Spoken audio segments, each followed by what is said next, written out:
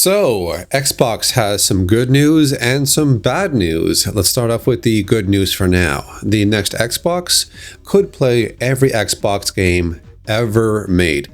According to a leaked memo obtained by The Verge's Tom Warren, it says the new Xbox console will run games from every generation of Xbox. This includes the 2001 Xbox original console, the 2005 Xbox 360, the 2013 Xbox One, the 2020 Xbox Series, as well as the Helix titles and PC games. They also plan to digitize your Xbox game disc and you receive an online digital license for that game. Players can launch the game from their account on any device, but if you give the game disc to someone else, the digital license would then shift to the new person when they go through this process. There was supposed to be a beta test of this feature last month, but it might be delayed. They did announce that some Xbox original games were coming to PC, but more would follow later on. But that's not all, there's more. Microsoft is planning to bring Xbox 360 games to PC. Imagine getting access to a lot of games from the 360 era. According to a leaked document obtained by The Verge, again, this was sent out to developers. It says that Xbox 360 games will be able to run on the next-gen console, Project Helix by Xbox. It's also going to run on PCs and handheld devices. It's a way to build a bigger library of games available on Xbox. With 360 games, developers can opt into making them backward compatible, and they will have control over things like a game's price and if it's available on Game Pass. The feature is expected to roll out in 2027 and 2028. The full launch of original Xbox games on PC is also set for October 2026. The initial program announced in July included 4 games to start, but more to follow. Another thing about Xbox is they're going to roll out a new feature starting with Xbox Insiders. Voice chat in-game and in party chat will also be recorded in your clips through the in-game software. When you're in a party, you can decide whether party chat is included in your recordings. Each player controls whether their voice can be captured, so voice audio is only included when players opt in. Another good thing for Xbox is they are finally going to add Platiun Trophies for getting all the achievements in a game. That's something that PlayStation has done for a long time in their trophy system. This new feature should be rolling out sometime later this year, so Xbox has a bunch of good things planned ahead. However, now on to the bad news. And this is around Halo Campaign Evolved. This game came out 1 week ago on July 28th.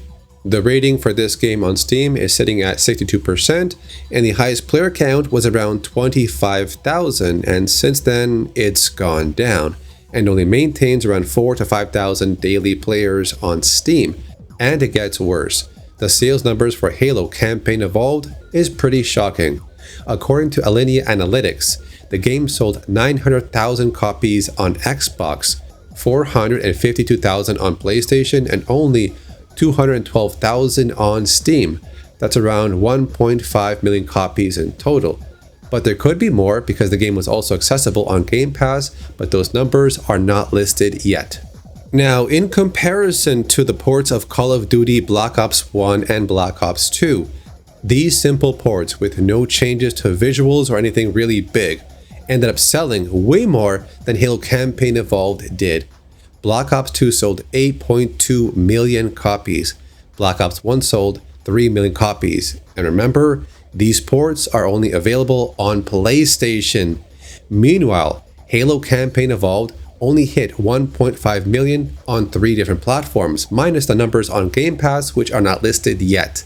That's a big difference. So there were obvious problems with Halo, like the changes of genders in some characters, that annoying boss girl character, the way Cortana looked like a man in a wig, having no multiplayer, and the worst thing about Halo is that after the low numbers in sales and player base, now they're going through layoffs 1 week after release, which includes a producer that was there for 6 years and some software engineers.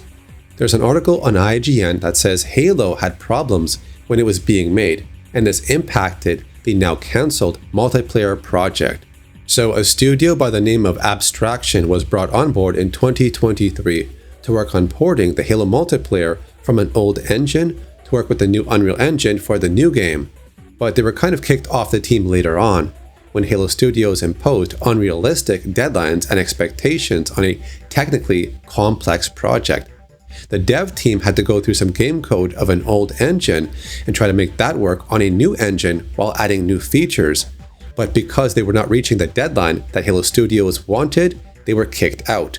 Abstractions work was then thrown out and redone quickly, which could have led to bugs and AI problems in the game.